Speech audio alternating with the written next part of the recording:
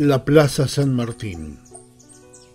Aquella plaza que fue, tal vez, la primigenia idea de un casco urbano, de una organización de una futura ciudad, como tantas otras, con un punto central, a cuyo alrededor se pensaba edificar a lo mejor el cabildo o la sede del gobierno, la iglesia, el correo, el banco.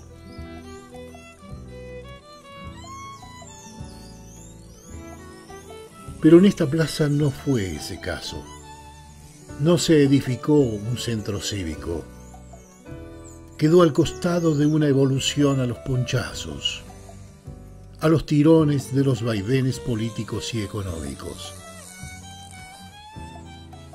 En 1953 se denominó Juan Domingo Perón, cuando elegía los destinos de esta localidad. Marcelino Benítez, un hombre también que las generaciones futuras no deben olvidar. Fue cambiando de nombre a medida que fue transcurriendo el tiempo. En 1956, cuando Washington Guerreiro regía, administraba esta localidad, tuvo seguramente para mí, y es un hecho histórico también, para toda la provincia de Misiones, le impone el nombre de Andresito Guazura. Fíjese usted qué dato histórico tenemos. En la década del 60, cuando asume Mamerto Gatti, le vuelve a cambiar el nombre y le pone el nombre de San Martín, nuestro máximo héroe, digamos. Mamerto Gatti, intendente radical. Intendente radical, eligió el primer intendente elegido por el voto popular, creo que todo un mérito. En el año 62. 62, exacto. Gobierno de Frondizi. Gobierno de Frondizi. Digamos que al principio de todo, nació naturalmente con su portentosa arboleda de más de 100 años. Así la Plaza San Martín fue una clave que dejó el tiempo para entender el devenir de esta localidad. Garupá nació por el tren y sobrevive con su nostalgia. Este pedazo de terreno, relicto de flora milenaria, es como ayer, el sosiego en el trino de sus pájaros. Siempre la plaza central fue el corazón del pueblo. De la plaza, cuando usted llegó acá, ¿cómo era la Plaza San Martín? Y era campo así sucio. Había plantas, matorrales de tacuara por ahí. No había esto, eran todo monte, pues era realmente sucio, había lugares que uno podía esconderse acá en ese lugar. Cuénteme de las arboledas, de cómo era esto. Y los árboles eran acá, pero abajo había el libustal, todo eso, ¿vio? Por eso que te digo que eran sucios estos lugares, no eran pajonales. ¿Y estos árboles así que uno ve, tronco grueso y todo, ya estaban? Ya estaban, sí, esto ya estaba. Hay árboles nuevos acá que yo le puedo decir que no son viejos. Por ejemplo, los lapachos que están acá en su espalda, los árboles son nuevos. Porque esos árboles, cuando Roa estuvo intendente, andaban plantando. Yo tengo una mi hija que ahora no está, que se casó. Ella elegía las plantas para plantar y puso, por eso hay todos los lapachos que ella eligió y los otros plantaban. Ella era chiquita así, entonces ella le elegía la planta que iba a poner acá y mediante eso que están los lapachos ahí. La plaza era un espacio que estaba todo rodeado de fibustro. Le hacía tipo cerco, todo alrededor de la plaza. Y adentro estaban los árboles y todavía era todo caminitos de tierra, ¿no es cierto? Enripeado, qué sé yo, pero no era que había luz, no había nada, eso era toda una oscuridad, era eso. Bueno, no era época tampoco de luces eléctricas ni nada, entonces. ¿Año? Pero, y estamos hablando, yo le voy a hablar del año 65 en adelante. que es más o menos de lo que yo me acuerdo, ¿no?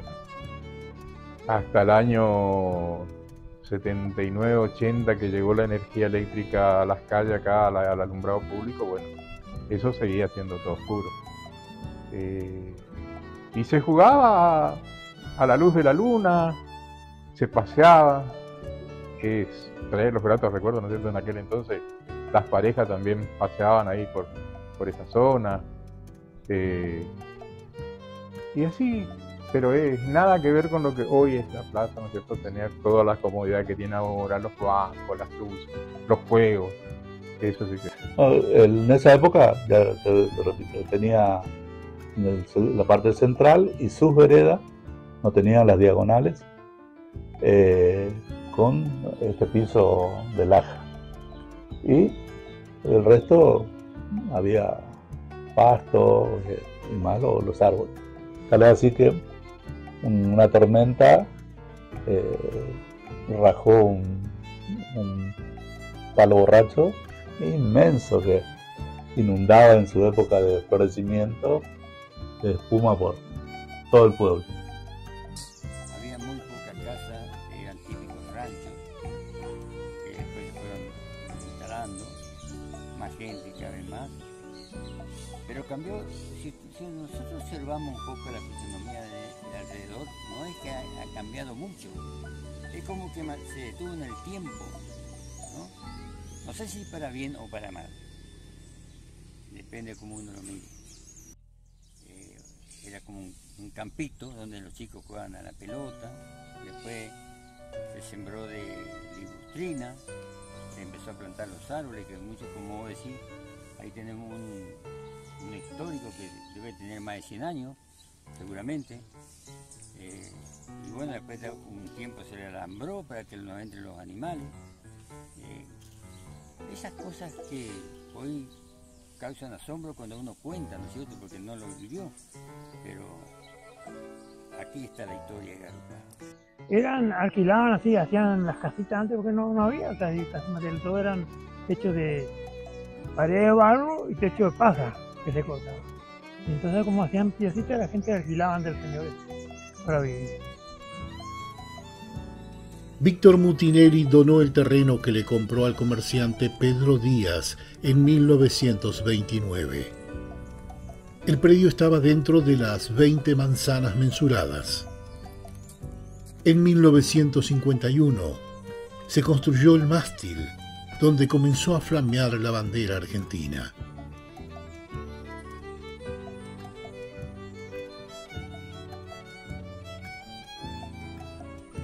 Esta parte era la parte de don Ramón Marcos Ramírez Chunchula, alias Chunchula. Vivía con sus 4 perros y no molestaba a nadie. Un hombre tranquilo y él vivía acá. Históricamente vivió acá en esta zona. Cuénteme más cómo era la persona. Era un señor no muy grande, morocho. ¿Qué más? Y era ¿Cuántos perros? 4 perros tenía. Cuénteme, usted como me contaba hace un rato, ¿qué era lo que hacía él? ¿Qué tenía? Y el hombre para que los perros le cuidara a él, tenía pan y compraba caña y compartía el pan con los perros y le ponía la caña y le daba a los perros y le repartía. O sea, Y le daba a los perros que coma. Y ahí quedan seguramente beodos, digo yo, los perros, porque... medio cabú los perros. Sí, medio cabú, sí, efectivamente. Sí. La anécdota de La Plata, cuando le dio un puñado de plata. Yo no sé de dónde sacó él, si él tenía o encontró. Y una mañana me va llegando con un mazo de plata en la mano. Siempre habrá sido de 5 o 10 pesos, ¿verdad? Y me dijo, tomá para vos, tomá para vos. Yo le dije, no, si eso tuyo guardando, yo no sé qué hizo después. Pues yo no agarré, no la acepté. Porque yo le consideraba a él una persona que realmente necesitaba y no molestaba a nadie. Él no molestaba a nadie. Sí. ¿Y cómo era cuando se despertaba? Cuando se despertaba, levantaba a la mañana, lo único que... Porque podía helar. A veces la cabeza le amanecía con hielo así, o con helada. No tenía cobija casi. Y lo único que él decía, obvia, y sacudía la cabeza así. Y por ahí salía a caminar con los perros, ahí iba. Pero siempre la gente la atendía, le daban pan, algún fiambre, alguna comida, él venía a comer acá con nosotros. Esa piedra laja hizo tiempo que estaban los militares. Esa piedra laja. Sí. Tiempo los militares hicieron. Y después nada más se hizo. Esto que se hizo hace pocos años. No había diagonales en la... No. Solamente había una entrada o cuatro Sí, entradas. sí. ¿no? Inclusive yo a veces no llegaba a ver. Dice que cuando don Guillermo Kelsi tenía el fue intendente, tenía las ovejas acá. Ese me cuenta. Esa casa que está ahí de alto, esta con ladrillos blancos ahí. Cuénteme de esa casa. Esa es la casa de don Benítez, de don Juan Benítez, alias Cuchuy. ¿Qué significa Cachuy? Un pájaro que anda de noche, que solo de noche anda. Y dice mismo, le parece que cuando canta Cuchuy. ¿Y por qué le pusieron ese Y no nombre? sé, yo cuando le conocí alias Cuchuy. ¿Y a qué se dedicaba? ¿Qué hacía? Albañil. Albañil era lo. Eso es su linda casa. Y no, y tenía por él hizo muchas casas acá. Hay muchas casas que él hizo, que por acá no está, pero yo sé que era un gran albañil, un gran constructor. Y era así, hermano, muchas cosas no había. Era más, ahora está hay más vecinos. Ese tiempo había pocos vecinos. ¿Se acuerda de alguno de ellos? Sí, allá estaba Villa, Villalba, allá en la esquina. Eso todo me acuerdo. Allá abajo Chamorro.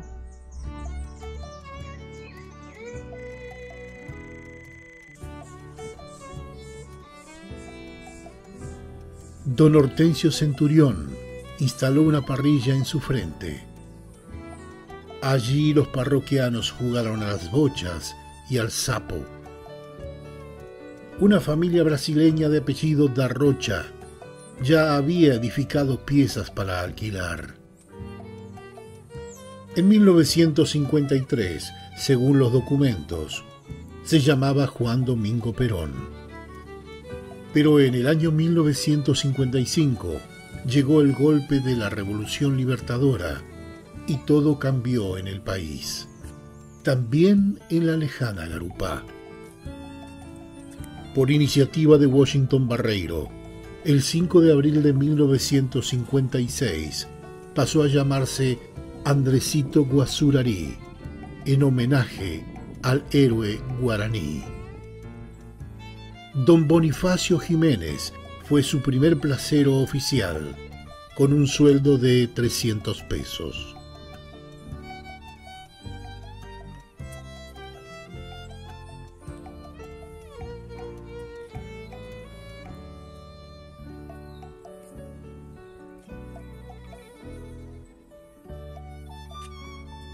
En el año 1951, para ilustrar un poco más,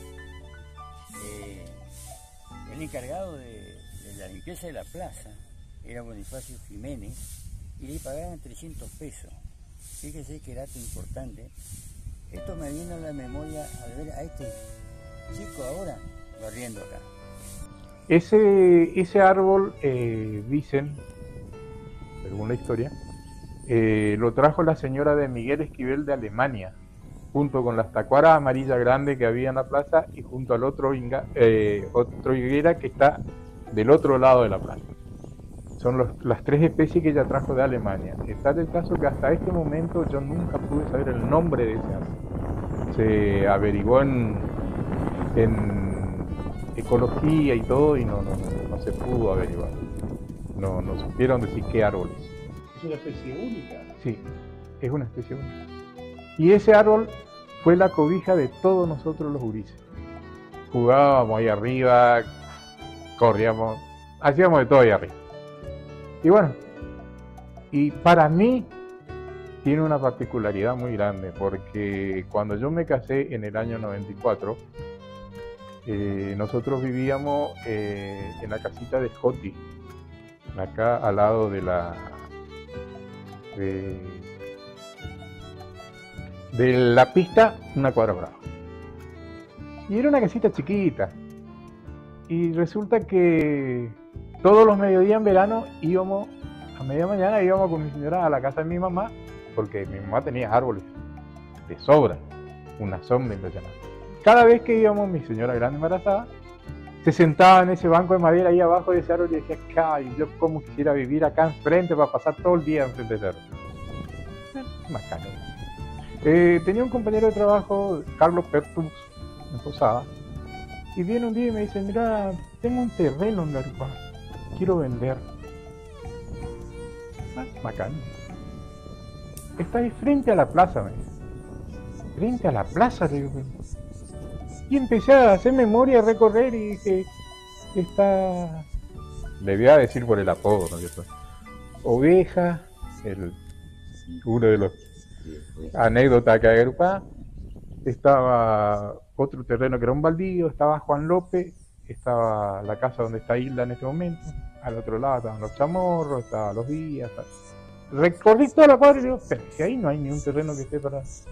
Sí, me dijo, ese que está entre Oveja y López, ese es mi terreno, es justo el que mi señora quería, que decía que quería venir a vivir ahí solo para estar frente al árbol ese. Y bueno, charlamos unos minutos ahí y le digo, mira, déjame ver, yo voy a hablar mañana y te aviso. Vengo y le cuento a mi señora ese y me dice, ay, yo quiero ese terreno, quiero. Típico de las mujeres, ¿no? Y bueno, me voy, hablamos de negocio, qué sé yo, y se da la compra de ese terreno. Y así es como hoy yo estoy viviendo enfrente de ese árbol. Y así es como ya disfruto todos los veranos de ese árbol también. ¿Este dónde jugás? En donde yo jugué. Aproximadamente en este lugar, donde estoy señalando, existió una pensión, una familia de apellido de Rocha que alquilaba piezas y donde se iban alojando mucha cantidad de gente, la que fue incrementando un poco la población alrededor de la plaza. Esa es otra cosa que viene a la memoria.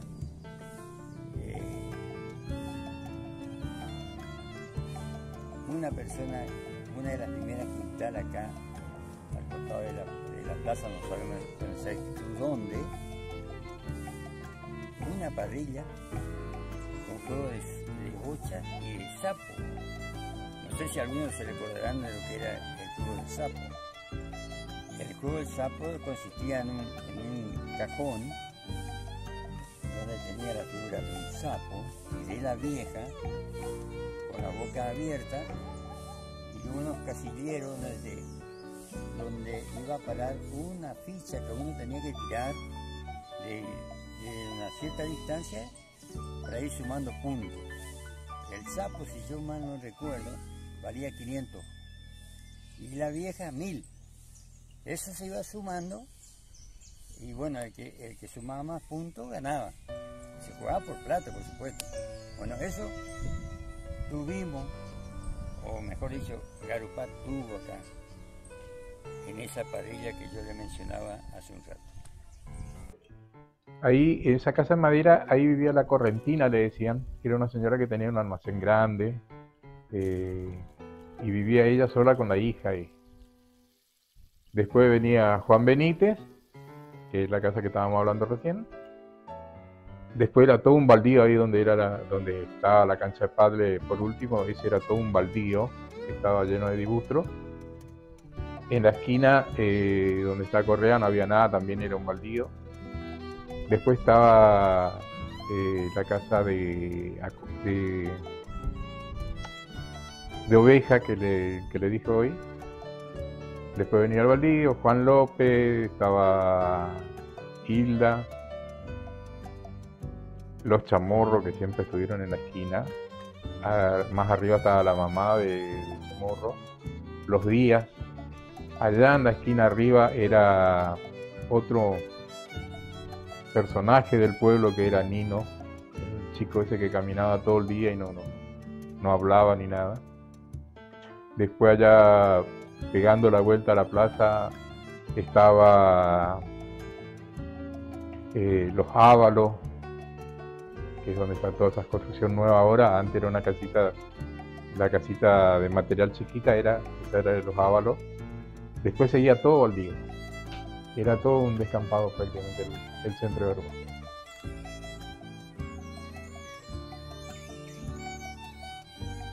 En 1962, el primer intendente Mamerto Gatti, de origen radical, la volvió a llamar Plaza Andresito. Finalmente quedó bautizada como San Martín.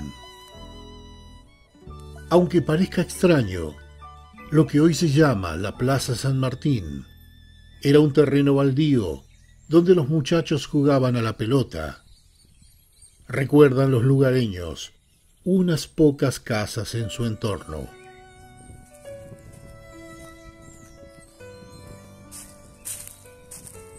Su arboleda natural daba sombra en los veranos y la luna la bañaba en sus noches.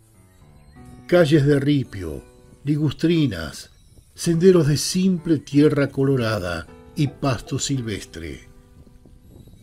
El busto de San Martín, hubo un vandalismo sobre el busto original y había la necesidad de reponerlo, de rehacer uno. ¿Qué años? No te sé decir, pero estábamos con... En los 90. Sí, por así estábamos con Tito Ripoll.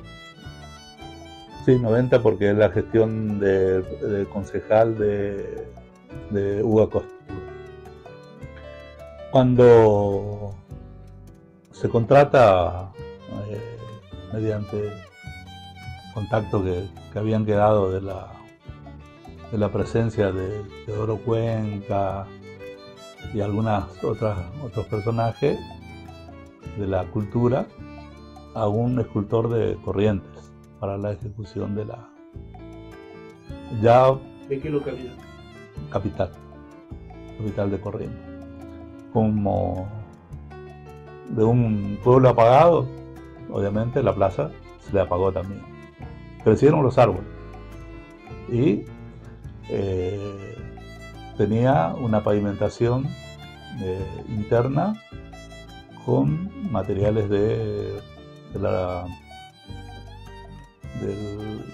que hay en San Ignacio. Las piedras lajas.